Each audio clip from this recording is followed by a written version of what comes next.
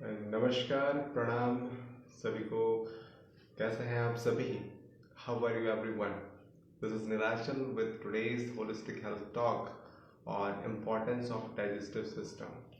आज हम लोग डाइजेस्टिव सिस्टम के इम्पोर्टेंस के बारे में जानेंगे। और हम सभी आमतौर पर देखते हैं, कुछ करें न करें भोजन अवश्य लेते हैं, whatever we do, but the most important and integral and most indispensable part of our life is food that we eat.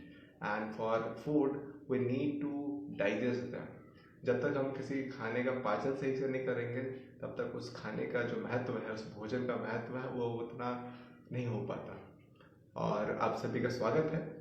और आज हमारे साथ यहाँ पर जुड़ने वाले हैं मनीषा यादव जी, जो होलिस्टिक हेल्थ एक्सपर्ट हैं और जो हमें एक समग्र होलिस्टिक अप्रोच बताएंगे कि जो इम्पोर्टेंस है डाइजेस्टिव सिस्टम का, डाइजेशन का, वो कितना ज़्यादा है हमारे जीवन में। हम आए दिन बहुत कुछ खाते हैं पीते हैं, लेकिन क्या ये हमारे लिए ज़रूरी है? क्या हम कुछ भी खा सकते हैं? और जब किसी भी मौसम में क्या कुछ भी खाना सही है? बहुत सारे मन में प्रश्न होंगे। आज हम उन्हीं प्रश्नों के जवाब के लिए एक मार्गदर्शन के रूप में मनीषा यादव जी से आज टॉक करेंगे। साथ और तब तक आपके मन में कोई प्रश्न हो, आपको किसी भी तरह की क्वेश्चंस हो, आप पूछ सकते हैं। And hello. Here we have with us Manisha Yadav ma'am. Good afternoon, कैसे हैं मैम आप? गुड आफ्टरनून सर, मैं एकदम बढ़िया। आप बताइए। Thank you for inviting me on the live talk by holistic health. It's our pleasure ma'am. और जब इस पेंडेमिक के समय में हम लोग इतने चीजों से जूझ रहे हैं, तब हम लोग अपने लाइफ स्टाइल को बेहतर बना सकते हैं। और लाइफ के लिए एक बहुत ही इंपॉर्टेंट एस्पेक्ट है रोटी, कपड़ा और मकान, हम जानते हैं नीड्स हैं।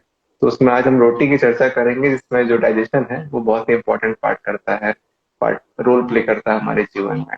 तो विदाउट गोइंग एनी फर्दर, हम लोग स्टार्ट ही करते हैं कि डाइजेस्टिव सिस्टम क्या है और उसकी इम्पोर्टेंस क्या है मैम।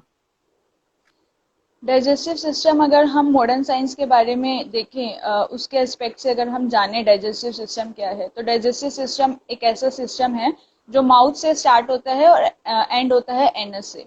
तो ऐसा नहीं है कि हमारा जो डाइजेस्टिव सिस्टम है उसमें लीवर हेल्दी होना ज़रूरी है, उसमें स्टमक ही हेल्दी होना ज़रूरी है, या उसमें पेनक्रियाज और इंटेस्टाइन ही हेल्दी होने ज़रूरी है। हम हमेशा एक बहुत इंपॉर्टेंट पार्ट को मिस कर देते हैं।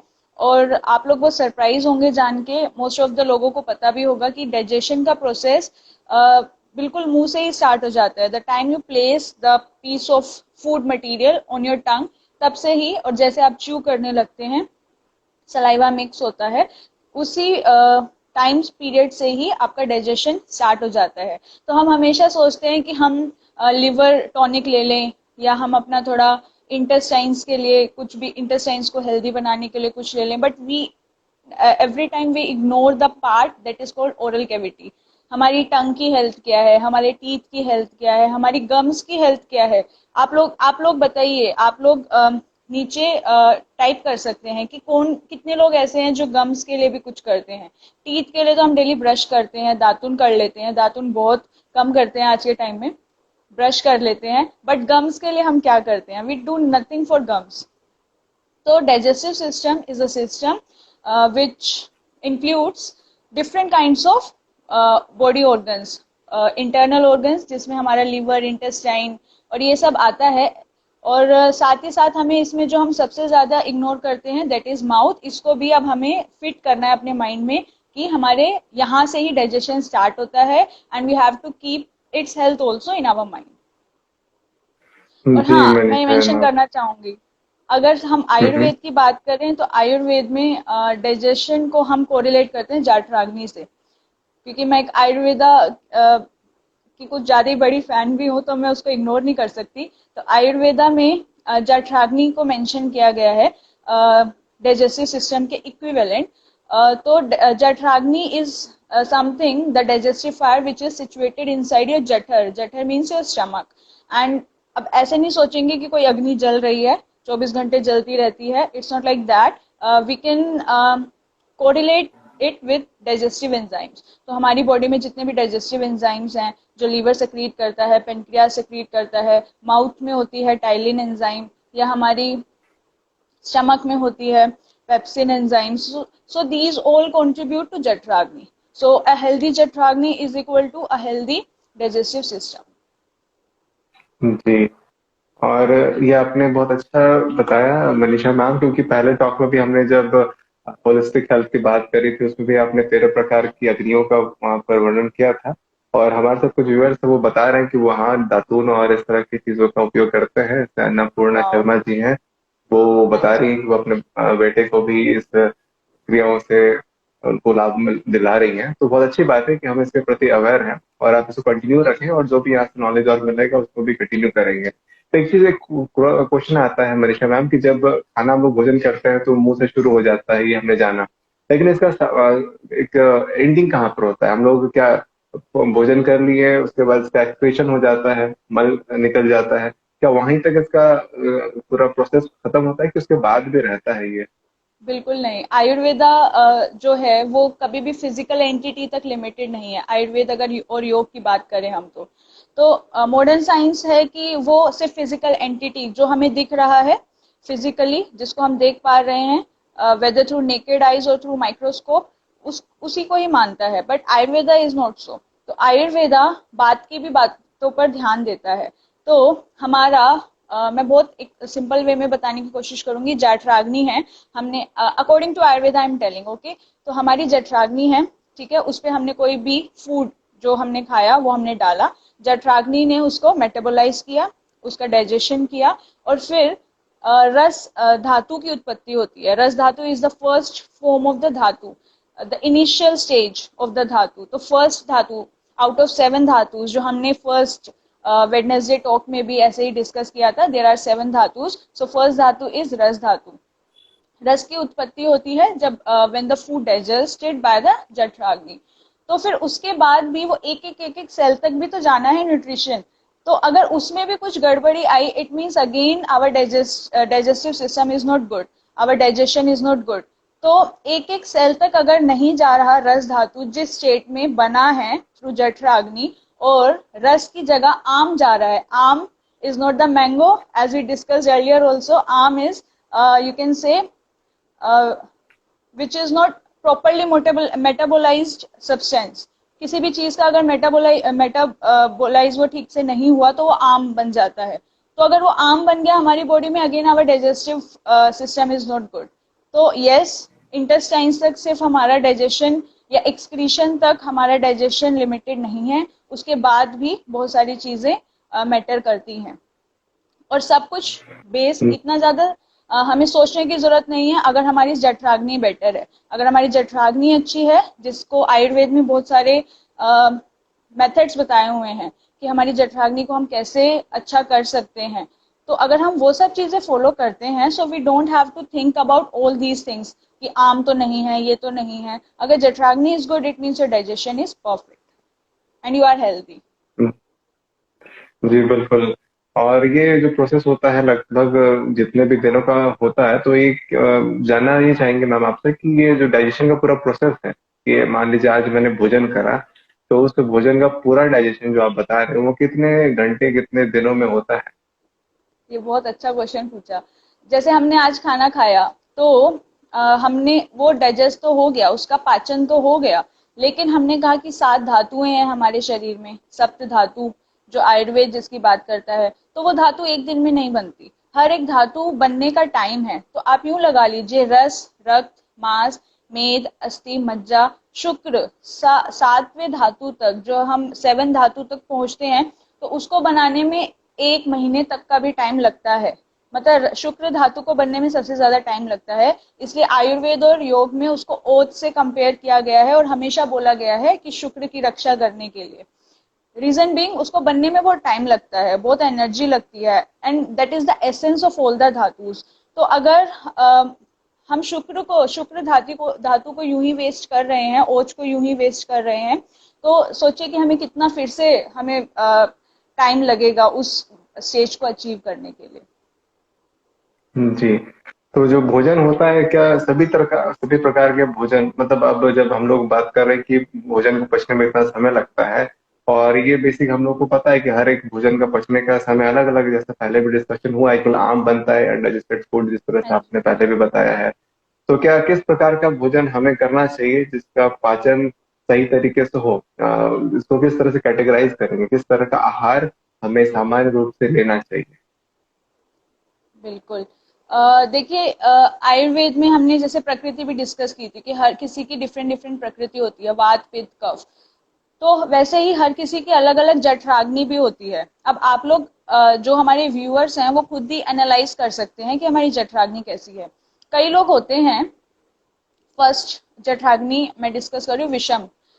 उनकी भूख बड़ी वो होती है, मतलब उनको अभी बहुत भूख लग रही है, फिर उनको लगेगा जैसे ही खाना सामने आया तो उनको लगेगा भूख तो बिल्कुल खत्म हो गई, है ना। ऐसे लोग होते हैं। फिर एक ऐसे लोग होते हैं कि उन्होंने सुबह खा लिया, फिर उनको शाम तक भूख ही नहीं लगेगी। उनको मतलब दोपहर को भी भूख नहीं लगी, इवनिंग स्नैक्स को भी टाइम उनको भूख नहीं लगी, रात को भी उनको ऐसा लग रहा है चलो खा लेते हैं क्योंकि सुबह से कुछ नहीं, एक ही बार खाया है। कुछ लोग की ऐसी भी जठराग्नि है। कुछ लोगों की जठराग्नि ऐसी होती है कि उन्होंने अभी 1 घंटे पहले खाया और वो 1 घंटे बाद फिर से एक प्रॉपर मील ले सकते हैं। कुछ लोगों की ऐसी भी जठराग्नि होती है। और कुछ लोगों की सम होती है कि उन्होंने सुबह खाया, 6 घंटे के बाद फिर भूख लगी, 6 घंटे के बाद फिर भूख लगी। तो इस तरीके की भी जठराग्नि होती है। तो हमें पहले ये एनालाइज करना पड़ेगा कि हम कौन सी कैटेगरी में फॉल कर रहे हैं। और कैटेगरी जब एक बार हमें समझ आ गई तो हमारे अंदर ये तो इंटेलिजेंस इतनी बेसिक तो है कि अगर फर्स्ट वाली अगर हमारी है कि भाई मैंने सुबह खाया और शाम तक भूख नहीं लग रही, तो ऑब्वियसली मैं डिनर में फिर से हैवी नहीं लूंगी। मेरे को समझ आएगा कि हाँ, मेरे को हमेशा लाइट लाइट ही लेना है। अगर मेरी इस टाइप की जठराग्नि है कि मैंने अभी खाया और 1 घंटे बाद मुझे फिर से भूख लग गई, इसका मतलब मुझे कुछ ऐसा लेना चाहिए जो मेरी जठराग्नि उसको मेटाबोलाइज करती रहे, डाइजेस्ट करती रहे, क्योंकि मेरी डाइजेस्टिव फायर इतनी ज्यादा हाई है।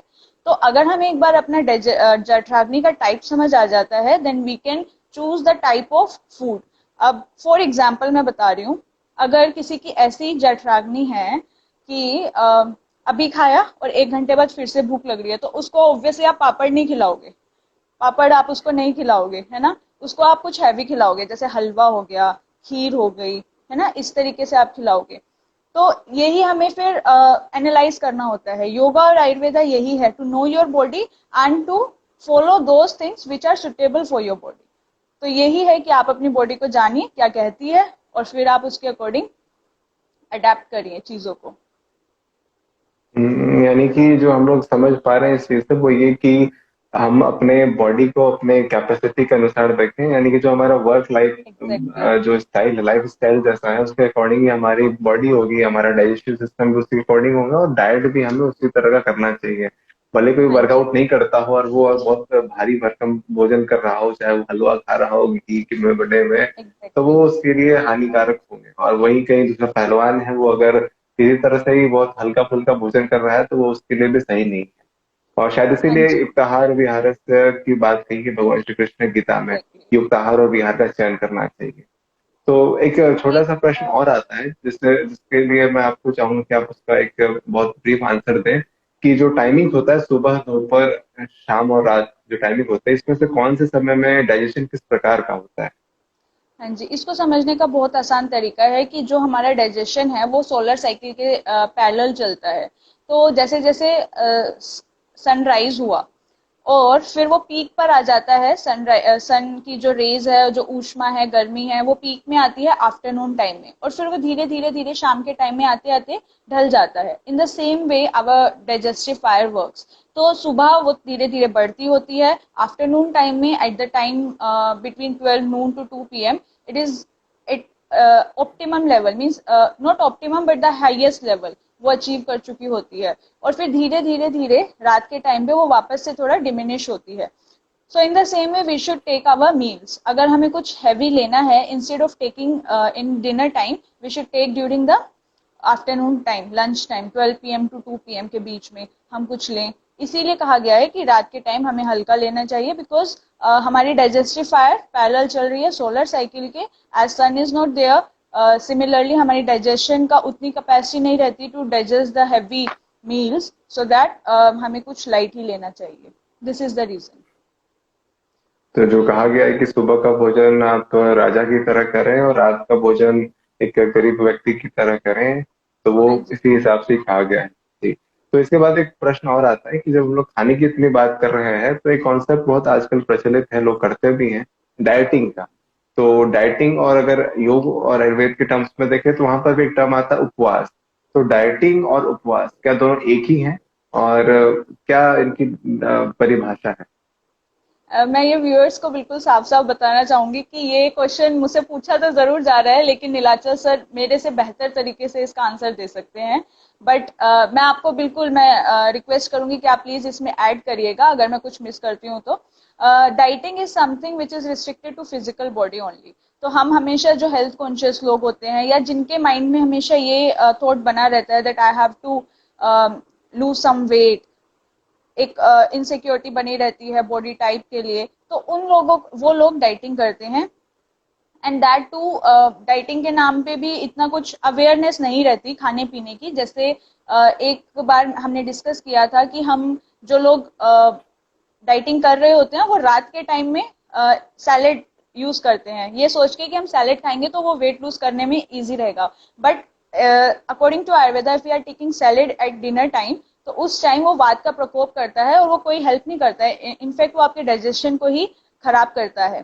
तो dieting is something related to physical body only. But उपवास की अगर हम बात करें that is having some spiritual roots.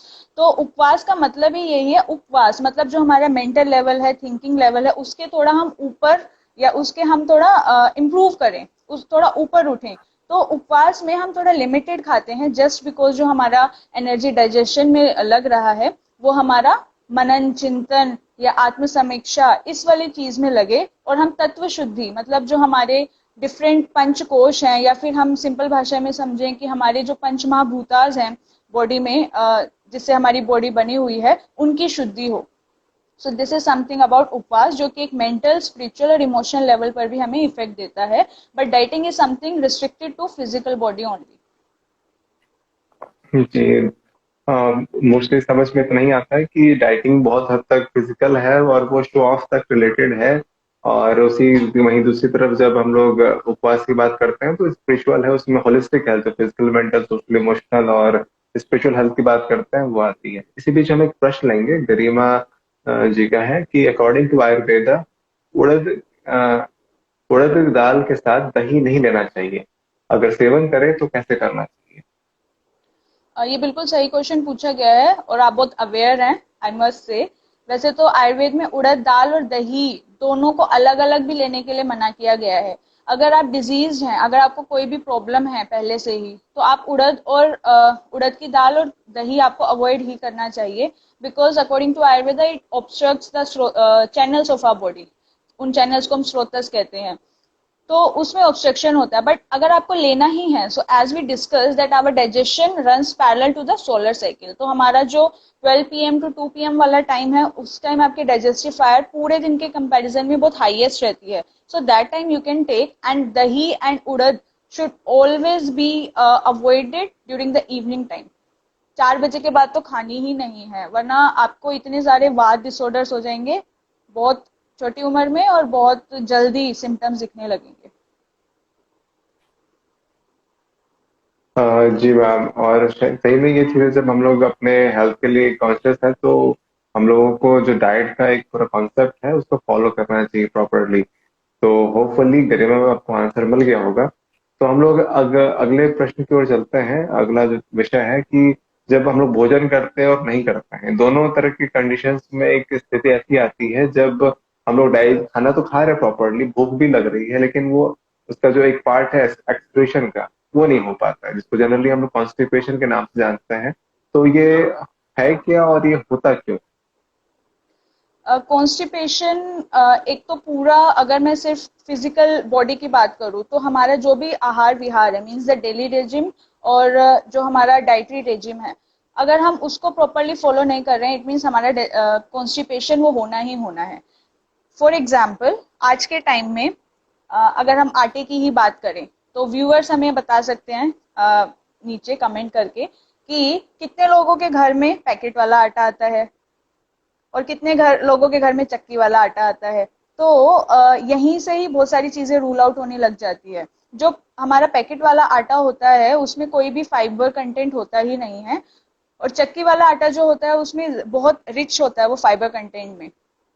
तो अगर हम फाइबर कंटेंट अपनी डाइट में ले रहे हैं तो हमारे इंटेस्टाइन में वो वाला जो फूड है वो फ्रिक्शन प्रोड्यूस करेगा और हमें कॉन्स्टिपेशन ऑब्वियसली नहीं होगा, फर्स्ट थिंग। और अगर मैं डाइट की बात करूं, हम रफेज कितना ले रहे हैं, हम सैलेड कितना ले रहे हैं। सैलेड का टाइम क्या है? Afternoon time, not the evening time, रात का टाइम नहीं है। सही टाइम पे ले रहे हैं कि नहीं ले रहे, ये एक चीज हम ध्यान दे सकते हैं। फिर अगर हम डेली हैबिट्स की बात करें तो हम में से कितने लोग हैं जिनको 6 से 7 8 9 10 घंटे बिल्कुल कंटिन्यूस बैठना ही होता है? कितने सारे हैं? बहुत, 90% लोग होंगे। तो जब हमारा मतलब हम कोई मोटिलिटी नहीं है बॉडी पार्ट्स में, तो इंटरनल ऑर्गन्स पे भी, इंटेस्टाइन्स पे भी और डाइजेशन पे भी उसका इफेक्ट पड़ता है, और फर्स्ट सिम्टम निकल कर आता है कॉन्स्टिपेशन एंड इनडाइजेशन। तो ये हुई हमारी। और सेकंड मोस्ट इम्पोर्टेंट थिंग, रात को सोने का टाइम क्या है? अगर हम रात को लेट सोते हैं 12 1 2 बजे, तो कभी भी हमारा बोवल्स क्लियर नहीं होते next day properly. Reason being कि वो जो हमारा टाइम था 10 बजे का सोने का, जो आइडियल टाइम है, उस टाइम हमारा जो ब्रेन है वो फंक्शन करता है हमारे पूरी बॉडी के टॉक्सिन्स को रिमूव करने के लिए, और जो हमारा वेस्ट प्रोडक्ट है उसको इंटेस्टाइन्स तक पहुंचाने के लिए। बट उस टाइम तो हम जाग रहे थे, सारी एनर्जी बाकी के काम में लग रही थी, तो उस वजह से इंटेस्टाइन के पास कुछ गया ही नहीं, तो वो नेक्स्ट डे इवैक्यूएट क्या करेगा? So these are some dietary habits, bad dietary habits and daily habits, जिसकी वजह से कॉन्स्टिपेशन होता है। And as we all know कि all the disease are psychosomatic, most of the disease. तो उसमें एक हमारा स्ट्रेस का लेवल भी आ जाता है कि हमारे अगर स्ट्रेस है, हम किसी भी चीज के लिए बहुत ज्यादा स्ट्रेस हो जाते हैं, तो ऑब्वियसली हमारी बॉडी में स्ट्रेस हार्मोन्स अगर हाई है, एड्रिनलिन हार्मोन का लेवल अगर हमारी बॉडी में हाई है, तो इंटरनल ऑर्गन्स उसी के अकॉर्डिंग ही रिस्पॉन्ड करते हैं। तो ये सब रीजंस हैं जिसकी वजह से हमें कॉन्स्टिपेशन होता है। तो इसका बेसिक कॉज जो हमें समझ में आया कि वो एक फिजिकल है, एक मेंटल है। तो दोनों समस्याओं के लिए अगर देखा जाए तो मतलब अगर देखें तो कॉन्स्टिपेशन को ऐसा रोग कहा गया है कि यही बहुत सारे रोगों की जड़ है। अगर कॉन्स्टिपेशन एग्जैक्टली। सही है तो बहुत सारे रोगों से आप आराम से रोग मुक्त हो सकते हैं। तो हाँ अब जी। हम लोग आते हैं समाधान की तरफ, कि समाधान के रूप में अगर देखें कि अगर समाधान क्या मिल सकते हैं किस प्रकार से, चाहे चाहे वो कॉन्स्टिपेशन हो या चाहे किसी अन्य डाइजेस्टिव सिस्टम की समस्या हो या उसको बेहतर करने की हो, तो आयुर्वेद के रेस्पेक्ट में वो कौन से जो उपाय हैं जो डाइजेशन को बेहतर कर सकते हैं? देखिए, आयुर्वेद के अकॉर्डिंग फर्स्ट थिंग तो यही है कि आप अपने सोलर साइकिल के अकॉर्डिंग डाइजेस्टिव सिस्टम को समझिए और उसके अकॉर्डिंग ही चलिए कि हमें आफ्टरनून में ही कुछ हैवी लेना है, रात को हम या तो खिचड़ी, सूप, इस टाइप का कुछ भी हल्का लेकर सोएं। सेकेंड थिंग, जब तक आपको भूख ना हो तब तक हमें कुछ नहीं खाना। जब भी आपके सामने खाने की प्लेट आती है, just every time ask to yourself कि क्या इसको खाने की मेरे को सच्ची में जरूरत है। अगर आपका मन हाँ कहता है, पेट हाँ नहीं कहेगा, पेट की नहीं सुननी, मन अगर हाँ कहता है कि हाँ मुझे खाना चाहिए, सो गो फॉर इट, अदरवाइज उसको नहीं खाना। थर्ड थिंग इज, जैसे हमने अग्नि की बात की, तो try to find out the type of अग्नि यू आर हैविंग और उसके अकॉर्डिंग आप चलिए। फोर्थ थिंग, मैं एक बहुत सिंपल सी टिप दे रही हूँ और इस टाइम में भी आप सभी लोग उसको बना सकते हैं, that is called ginger candy. Ginger candy आप बना सकते हैं to improve your digestion, to improve, मैंने कहा ना कि हमारा डाइजेशन हमारे बक्कल कैविटी में ही स्टार्ट हो जाता है, ओरल कैविटी, माउथ में ही स्टार्ट हो जाता है, तो इसको हम इग्नोर ना करें। इसका मतलब है डाइजेशन अच्छा होने के लिए सलाइवा प्रॉपर प्रोड्यूस होना भी इम्पोर्टेंट है। सलाइवा के लिए हम कभी कुछ सोचते ही नहीं। और तो आपको यही चीज, ये एक रेसिपी मैं बता रही हूँ जो आप सिंपली बना सकते हैं। It is called ginger candy, जो आपके सलाइवेशन को इंक्रीज करेगा, आपको भूख की इच्छा बढ़ाएगा, एपेटाइट बढ़ाएगा और डाइजेशन को इंक्रीज करेगा, आपकी डाइजेस्टिव फायर को नॉर्मल करेगा। तो उसके लिए आपको क्या करना है, सर अभी बता दें या लास्ट में बताएं? नहीं, बिल्कुल बिल्कुल, आप बता सकते हैं, प्लीज हाँ जी। प्रोवाइड। तो उसके लिए what you have to do, you have to take the means this much small pieces of ginger, इतने इतने छोटे छोटे ही पीसेस लेने हैं, छोटे छोटे उसको कट कर लीजिए, पील करके जिंजर को। And after that what you have to do, you have to sprinkle ढेर सारा काला नमक। ठीक है, काला नमक अच्छे से उसके ऊपर स्प्रिंकल कर देना है, और फिर उसके ऊपर आपको लेमन जूस डाल देना है। लेमन जूस डालने के बाद जो एक्सेस है उसको एक्सेस को फिलहाल मत निकालिए, फिर आप उसको सन ड्राई करिए इस तरीके से कि कोई डस्ट पार्टिकल वगैरह ना आए, मेक श्योर। और उसमें अब रेनी सीजन आने वाला है, उससे पहले ही बना लीजिए क्योंकि उसमें कोई फंगी वगैरह ना लगे। इस तरीके से आप उसको बनाइए। जब पूरी तरह से सूख जाए उसको एक आप ग्लास कंटेनर में आप उसको स्टोर करके रखिए। खाना खाने से 10-15 मिनट पहले आप उसको लीजिए।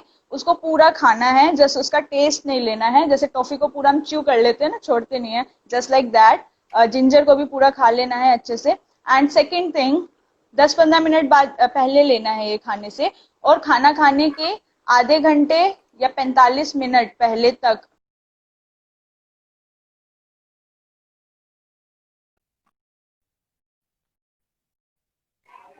जी, तो ये तो हो गया जो आहार और विहार में संयम रखना चाहिए। हाँ, और कुछ चीजें और मैं आपसे जानना चाहूंगा कि योग के टर्म्स में वो कुछ आसन, 5 आसन जैसे कि कुछ आप बताएं, जिससे व्यक्ति अपने डाइजेस्टिव सिस्टम को बेहतर बना सकता है, और वो आसन ही क्यों है, इस पर भी थोड़ा प्रकाश डालिए। हाँ जी। सबसे पहले तो है वज्रासन, जो कि एक लोता आसन है, जो हम खाना खाने के बाद आराम से उसको बैठ के 5-10 मिनट कर सकते हैं।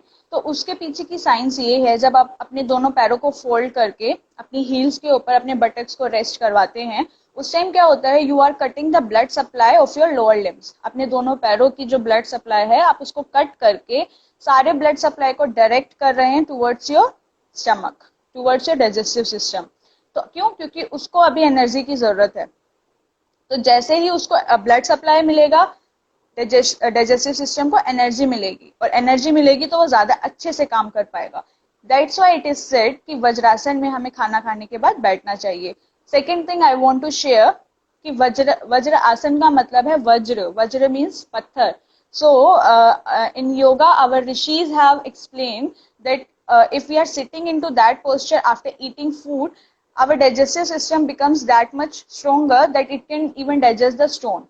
तो हमारा खाना तो उससे बहुत बेहतर है, तो हम खाना भी उसको डाइजेस्ट मतलब कितने अच्छे बेहतरीन तरीके से होगा। Second thing is this was vajrasana, then we can do mandukasana. क्योंकि मंडूकासना में हम जब बेंड होते हैं, सारा कंप्रेशन आता है हमारे एब्डोमेन वाले पार्ट पे। तो एब्डोमेन में ही हमारे सारे जो मेन मेन बॉडी ऑर्गन्स हैं which are involve in process of digestion, वो सारे कंप्रेस होते हैं। सो जैसे हम बाहर की बॉडी पार्ट्स की मसाज करके उनको बेहतर बनाते हैं, उनकी फंक्शनिंग अच्छी होती है, उनको मजबूत बनाते हैं, वैसे आपने कभी सोचा है कि हम इंटरनल ऑर्गन्स को कैसे मसाज करें? एक ही तरीका है, दैट इज योगासना, दैट इज प्राणायामा। तो आप उनको अडेप्ट करिए ताकि आप उनको भी मसाज कर सकें और उनको बेहतर बना सके। तो मंडूक आसन हो गया, फिर भुजंग आसन हो गया। भुजंग आसन में आपका पूरा इजोफेगस भी इंक्लूड होगा, पूरा स्टमक नेवल तक का पार्ट इंक्लूड होगा। भूख ना लगने का एक रीजन और भी है, जो एक्यूप्रेशर और आयुर्वेदा में भी कहीं कहीं डिस्कस है, नेवल डिस्प्लेसमेंट, कि हमारी नाभि ही जगह से हट गई। तो कुछ ये वाले जो आसन हैं, जैसे भुजंग आसन हो गया, तो उससे हमें नेवल तक पूरा स्ट्रेच फील होता है। तो एक तीसरा ये आसन हो गया। फोर्थ आसन सिंपल सा आसन है, दैट इज जो हम स्ट्रेच करते हैं, तिर्यक ताड़ासना, दोनों साइड हम बेंड करते हैं। तो उसमें क्या होता है, राइट साइड बेंड करते हैं तो right side we are having liver, left side we are having pancreas. जैसे ही हमने बेंड किया तो उसके सेल्स स्टिमुलेट होते हैं to produce the enzymes. So these all are the asanas. Last one is naukasana, जिसमें आपका पूरा प्रेशर आता है एब्डोमिनल एरिया पे, एंड अगेन वहां की मसाजिंग होती है, ब्लड सप्लाई इंक्रीज होता है। अगर कुछ सेल्स हैं जो ठीक से फंक्शन नहीं कर रहे, उनको भी मतलब एक एनर्जी मिलती है। और ऐसा हो सकता है कि अगर पेनक्रिया डायबिटीज है या कुछ है, तो आइलेट्स ऑफ लैंगरहैंस जैसे सेल्स को भी एक मौका मिल जाए through yoga and through that blood supply, कि वो वापस से खुद को रिजुविनेट कर पाए। So these all are the asanas that we can do to improve our digestion. जी, ये बहुत ही अच्छे से आपने साइंटिफिकली एक्सप्लेन करा कि किस प्रकार से ये आसन हमें डाइजेस्टिव सिस्टम को बेहतर करने में मदद करते हैं। अब जाते जाते हम लोग आपसे कुछ टिप्स, जो अभी मौसम आने वाला है बरसात का, मानसून आने वाला है, तो उसके लिए अपने को किस प्रकार से प्रिपेयर करें। मतलब इसमें कहा जाता है कि कि ऐसा मौसम होता है जिसमें सबसे ज्यादा ध्यान रखने की आवश्यकता होती है, हाँ तो जी। व्यक्ति अपने आप का ध्यान कैसे रखे? जी, ये जो रेनी सीजन आने वाला है, इसमें एक चीज हम सभी को ध्यान में रखनी है कि ये वर्षा ऋतु ऐसा ऋतु बताया गया है आयुर्वेद में जिसमें हमारी जठराग्नि बहुत क्षीण होती है, बहुत ही उसका मतलब लेवल कम होता है।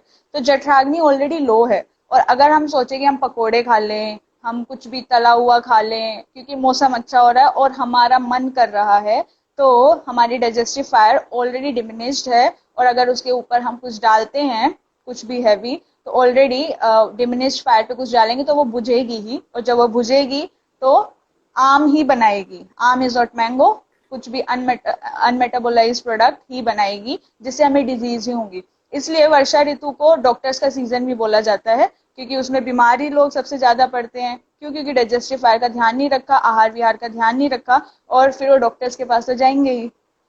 तो हमें सबसे पहले तो यही बात ध्यान रखनी है कि डाइजेस्टिव फायर हमारी बहुत लो होती है ड्यूरिंग द रेनी सीजन।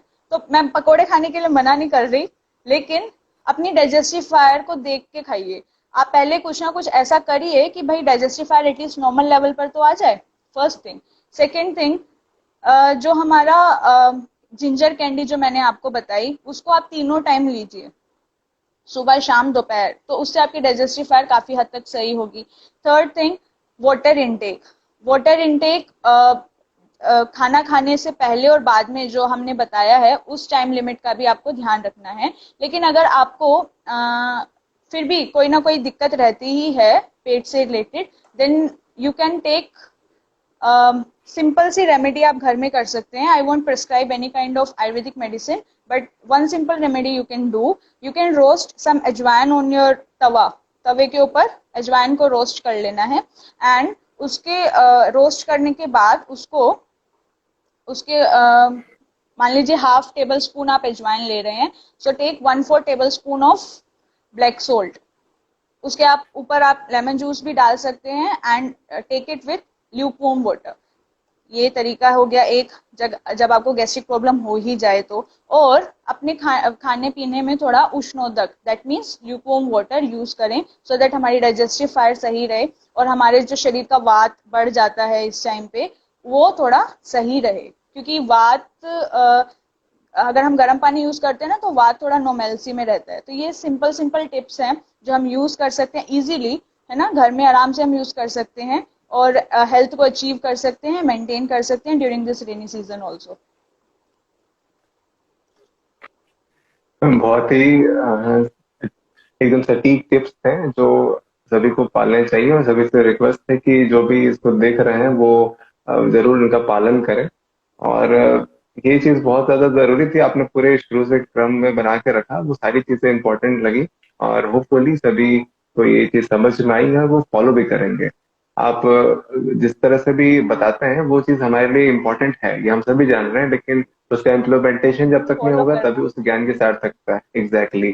तो फॉलो करेंगे और योग करेंगे, निरोग रहेंगे, आयुर्वेद के जो नियम है उनका पालन करेंगे, तो जो वही आहार है और विहार है वही हमारे स्वास्थ्य को बना के रखता है। तो आज के इस सेशन को हम लोग यहीं विराम देते हैं, लेकिन इस ये जो सफर है वो अनवरत आगे चल ही रहा है। तो अगले इस वेडनेसडे को ही फिर से हम लोग एक नए विषय के साथ आएंगे, और होपफुली मनीषा मैम हम लोग को और नई चीजों के साथ मार्गदर्शन करेंगी। तो आपका बहुत बहुत धन्यवाद Manisha ma'am, thank you thank you जो सो भी हमें मच देख सर। रहे हैं, thank you thank you so much, I can see the comments, thank you so much. And do like, do follow the page live holistic. आपको बहुत सारी health related जो भी गाइडेंस है बेस्ट तरीके से आपको मिलेगी। I would recommend it. So thank you. चलिए सबको प्रणाम, सभी स्वस्थ प्रणाम। रहें, मस्त रहें।